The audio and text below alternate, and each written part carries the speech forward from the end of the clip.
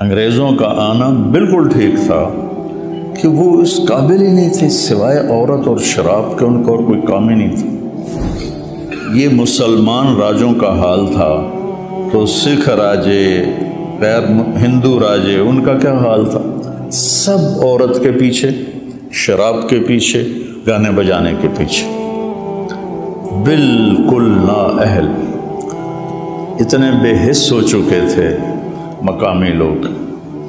اور پھر 1799 میں ٹیپو سلطان شہید کر دیے تو انہوں نے کہا اب ہندوستان ہمارا ہے، سارے ہندوستان پہ قابض ہو گئے، مقامی لوگوں کو اپنی فوج میں شامل کر کے۔ ٹیپو سلطان پہ جب حملہ کیا تو حیدرآباد کا نظام کم 28 سال مغلوں نے حکومت کی، اور 1608 میں ایسٹ انڈیا کمپنی ہندوستان میں داخل ہوئی۔ جہانگیر کا زمانہ تھا، عروج تھا، تو ان کو وہ تو بالکل فقیر سے تھے۔ ایسٹ انڈیا کمپنی انگریزوں کی انگلینڈ سے آئی ہوئی، تو وہ شاہ جہاں اس جہانگیر تک ان کی رسائی ہوئی۔ جہانگیر کو میری طرح سر درد رہتا تھا، تو اس نے ان سے پوچھا تمہارے پاس کوئی چیز ہے سر درد کی؟ تو اس وقت وہ سائنس میں آگے جا چکے تھے، تو اب دیسی علاج میں کوئی ایسی دوا نہیں ہے جو فوری اثر کرے، تو انہوں نے اس کو گولی دی، وہ ٹھیک ہو گیا۔ وہ تو بڑا خوش ہوا، کہنے لگا کیا مانگتے ہو؟ اب ان کا دیکھو اپنے ملک کے لیے خیر خواہی، کہنے لگے جی ہمیں انڈیا میں تجارت کی اجازت دی جائے۔ اگر جاؤ اجازت، تو انہوں نے یہ جنوبی ہند کی طرف اپنے چھوٹے چھوٹے اڈے بنا لیے۔ شاہ جہان کے دربار میں وہ آئے تو شاہ جہان سے مل کر نکلے تو شاہ جہان کے وزیر نے کہا مجھے ان کی آنکھوں میں مکر و فریب نظر آتا ہے، ان کو ہندوستان سے نکال دو۔ تو شاہ جہان کہنے لگا کیا پدی کا شوربہ، ان کی حیثیت ہی کیا ہے، ان کا ہونا نہ ہونا ہمارے لیے برابر ہے۔ تو بعد میں پتہ چلا وہ پورا ہندوستان ہی کھا گئے۔ تو 1608 میں جہانگیر کا زمانہ تھا جب یہ ایسٹ انڈیا کمپنی آئی، اور پھر وہاں انہوں نے اپنے اڈے بنانے شروع کیے۔ آہستہ آہستہ آہستہ مقامی فوج تیار کی، اور مقامی فوج سے 1757 میں سراج الدولہ کو شکست دے کر بنگال پہ قبضہ کر لی۔ مقامی فوج اتنے بے حس ہو چکے تھے مقامی لوگ، اور پھر 1799 میں ٹیپو سلطان شہید کر دیے تو انہوں نے کہا اب ہندوستان ہمارا ہے، سارے ہندوستان پہ قابض ہو گئے، مقامی لوگوں کو اپنی فوج میں شامل کر کے۔ ٹیپو سلطان پہ جب حملہ کیا تو حیدرآباد کا نظام کم بخت انگریز فوج کے ساتھ مل کے ٹیپو پہ حملہ آور ہوا۔ ایڈمبرا کا ایک سپاہی تھا جس نے ٹیپو سلطان کو آخری فائر کیا اور وہ شہید ہوئے۔ میں جب ایڈمبرا گیا تو وہ مجھے چوک میں لے گئے تو گھوڑے پر وہ سوار بہت بڑا بت اس کا بنا ہوا تھا۔ انہوں نے کہا یہ ہے وہ سپاہی جس نے اس کو آخری فائر کیا، اور وہ شہید ہو گئے تھے۔ تو ہندوستان میں انگریز کا آنا ایک عجیب و غریب واقعہ ہے، لیکن کوئی اس میں دوسری رائے نہیں ہے کہ ہندوستان اس وقت بڑھ چکا تھا اور راجے مہاراجے حکومت کے قابل نہیں تھے۔ مسلمان راجوں کا حال یہ تھا کہ آصف الدولہ نے ایک حرم لڑکیوں کا بنایا ہوا تھا اور ایک حرم لڑکوں کا بنایا ہوا تھا۔ کبھی وہ لڑکوں سے شوق فرماتے تھے اور کبھی لڑکیوں سے شوق فرماتے تھے۔ یہ اودھ کے نواب تھا کم بخت یہ، اور اس کا جو بیٹا تھا واجد علی شاہ، اس کی 550 بیویاں تھیں۔ یہ مسلمان راجوں کا حال تھا، تو سکھ راجے، غیر ہندو راجے، ان کا کیا حال تھا؟ سب عورت کے پیچھے، شراب کے پیچھے، گانے بجانے کے پیچھے، بالکل نااہل۔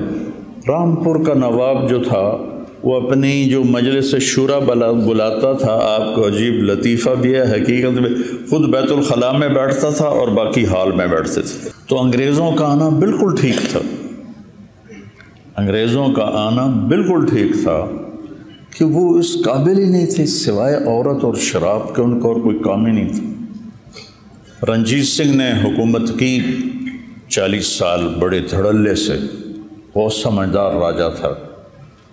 یہ گجرانوالے کا تھا، ایک چھوٹے سے چودھری کا بیٹا تھا، تو اپنی قابلیت پر ان پڑھ تھا، پورے پنجاب کا حکمران بنا۔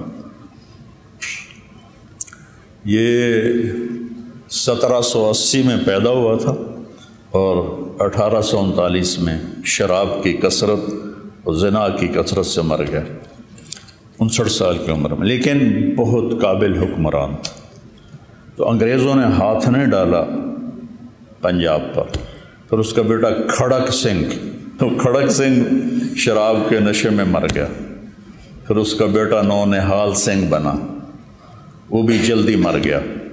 پھر رنجیت سنگھ کا بیٹا شیر سنگھ تھا، جس نے سید احمد شہید رحمۃ اللہ علیہ کو 1831 میں بالا کوٹ میں شہید کیا اور فتح پائی۔ تو اس کو وہ بھی اتنا ڈوبا شراب میں اور عورت میں کہ اسے سکھوں نے خود قتل کر دیا 3 سال کے بعد۔ اور پھر دلیپ سنگھ بنا 16 سال کی عمر میں، انگریزوں نے اسے اٹھا کے لندن بھیج دیا اور پورے پنجاب پہ قبضہ کر لیا۔ انہوں نے پھر ظلم بھی کیے، لیکن یہ ان نوابوں کی جو تھی بدماشیاں، ان کو ختم کیا، عام لوگوں کو ریلیف دیا، کتنے نظام بنائے انہوں نے، وہ ایک لمبی تاریخ ہے۔ لیکن پھر اللہ تعالیٰ نے فضل فرمایا کہ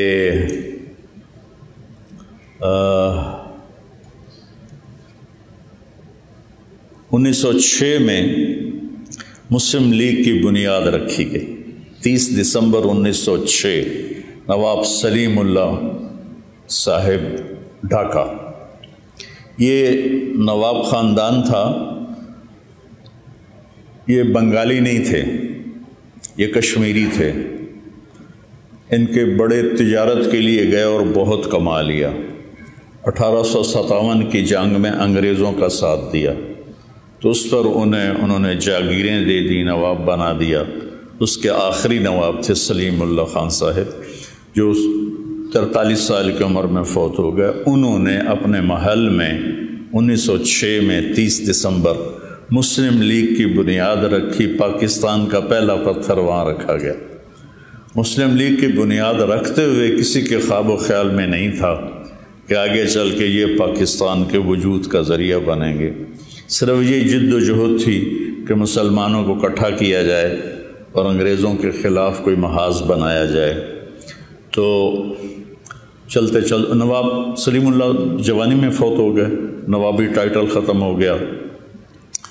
اس کے بعد کون اس کے بنے جو مجھے نہ یاد ہے، نہ مجھے پڑھا ہوا یاد ہے، لیکن علامہ اقبال رحمۃ اللہ علیہ نے ریاست پاکستان کا تصور پیش کیا کہ ایک ریاست ہونی چاہیے مسلمانوں کے لیے الگ۔ 1930 میں الہ آباد میں ایک جلسہ تھا، اس میں اقبال رحمۃ اللہ علیہ نے بطور پیغام جو انہوں نے اپنی شاعری میں پیغام دیا، وہ 14 صدی میں کوئی شاعر ایسا نہیں پیدا، 14 صدی میں کوئی ایسا شاعر پیدا نہیں ہوا کہ جس نے پیغام دیا ہو۔ آپ کو عجیب بات سناؤں، 96 میں ہماری جماعت انڈونیشیا گئی، جنرل حبیبی اس وقت وہاں صدر تھا، تو میں تو نہیں گیا لیکن دوسرے ہمارے کچھ بزرگ اس کو ملنے کے لیے گئے۔ مسیح الزمان صاحب رحمۃ اللہ علیہ اور کچھ اور ایسے. تو وہ کہنے لگا کہ آپ کو پتہ ہے ہم نے تحریک آزادی کیسے چلائی؟ کہ جی آپ بتائیں. کہ اقبال کی شاعری اور آپ کے قائد محمد علی جناح رحمۃ اللہ علیہ کی تقریریں، ان کا ہم نے انڈونیشی زبان میں ترجمہ کر کے اپنے نوجوانوں کو ابھارا، اور ہم آزاد ہوئے پرتگال سے. پرتگال وہاں تھا،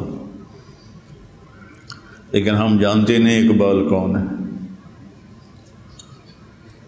تو انہوں نے سب سے پہلے یہ تصور پیش کیا کہ ایک ریاست ہونی چاہیے. قائد اعظم محمد علی جناح رحمۃ اللہ علیہ یہ ساہیوال کے تھے. ان کے جو بڑے تھے ساہیوال کے، راجپوت فیملی تھی، گجراتی نہیں تھے. یہ کیم چھو مجمع، یہ گجراتی زبان ہے. کیم چھو مجمع، کیا حال ہے، بڑا اچھا حال. ان کے بڑے گجرات شفٹ ہوئے تجارت کے لیے، تو پھر وہ گجراتی بولنے لگ گئے. جب 2-3 نسلیں وہاں رہیں تو اللہ تعالیٰ نے اس بندے کو چنا. انہوں نے کانگریس میں شمولیت اختیار کی. کانگریس میں کچھ عرصے کے بعد انہیں پتہ چلا کہ یہ مسلمانوں کے مفاد میں کچھ بھی نہیں ہے، تو الگ ہو گئے. مسلم لیگ میں شامل ہوئے تو بری طرح مسلم لیگ پٹ رہی تھی، تو یہ مایوس ہو کے لندن چلے گئے. بہت بڑے وکیل تھے. تو علامہ اقبال رحمۃ اللہ علیہ نے انہیں خط لکھا کہ آپ واپس آئیں اور مسلم لیگ کی باغ ڈور سنبھالیں. تو وہ پھر ان کے خط پر واپس تشریف لائے اور مسلم لیگ کی باغ ڈور سنبھالی. پھر علماء دیوبند 2 حصوں میں تقسیم ہو گئے. ایک حصہ کہتا تھا تقسیم نہیں ہونی چاہیے. مولانا شرف علی تھانوی رحمۃ اللہ علیہ، مولانا شبیر احمد عثمانی رحمۃ اللہ علیہ، مولانا ظفر احمد تھانوی رحمۃ اللہ علیہ، مولانا سلیمان تھے ندوہ کے. تو یہ حضرات کہتے تھے تقسیم ہونی چاہیے. تو اس سے علماء دیوبند 2 حصوں میں تقسیم ہو. دونوں کی نیت، جو چاہتے تھے نہ تقسیم ہو، ان میں بھی کوئی ذاتی مفاد نہیں تھا. وہ سمجھتے تھے کہ اس میں مسلمانوں کا فائدہ زیادہ ہے. اور حضرت تھانوی رحمۃ اللہ علیہ اور ان کے ساتھ والے کہتے تھے تقسیم میں فائدہ زیادہ ہے. اور آخر نتیجہ وہی نکلا جو حضرت تھانوی رحمۃ اللہ علیہ کا فلسفہ تھا کہ الگ ہونا چاہیے، کہ مسلم نان مسلم مفاد ایک نہیں ہو سکتا، وہ اس میں ٹکراؤ پیدا ہو جاتا ہے. تو مسلم لیگ بہت بری طرح پٹ رہی تھی.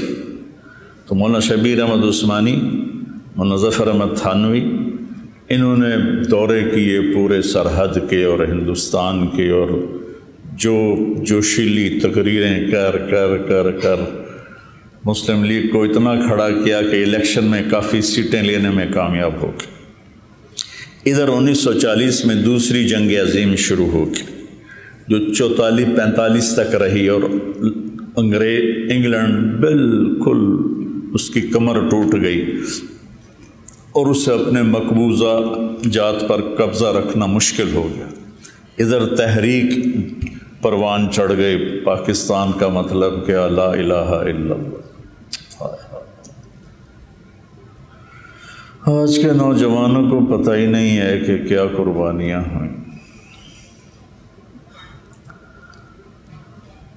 تو آخر کار انگریزوں کو ہارنا بھی پڑا اور وہ مجبور بھی ہو گئے تھے. دونوں چیزیں تھیں.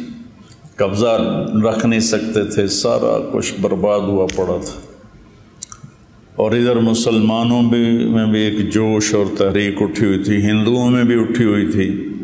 تو پھر اللہ تعالیٰ نے محمد علی جناح رحمۃ اللہ علیہ، بہت بڑے ہمارے محسن ہیں، بڑے عظیم انسان تھے. مقدر کی بات ہے انہیں حکومت کرنے کا موقع ہی نہ مل سکا. 47 میں آزاد ہوا، 48 میں انتقال ہو گیا. ٹی بی کے مریض تھے 72 سال کی عمر میں. اس کے بعد پھر ایک لائن لگ گئی. ایک دکھ بھری داستان ہے، ایک درد بھرا افسانہ ہے. جگر سوز بھی ہے، دل خراش بھی ہے. کہ قربانیوں کو رائے گاں کر دیا، 6 لاکھ لوگ ذبح ہوئے، 6 لاکھ، 1.5 کروڑ لوگ ہجرت کرنے پر مجبور ہوئے۔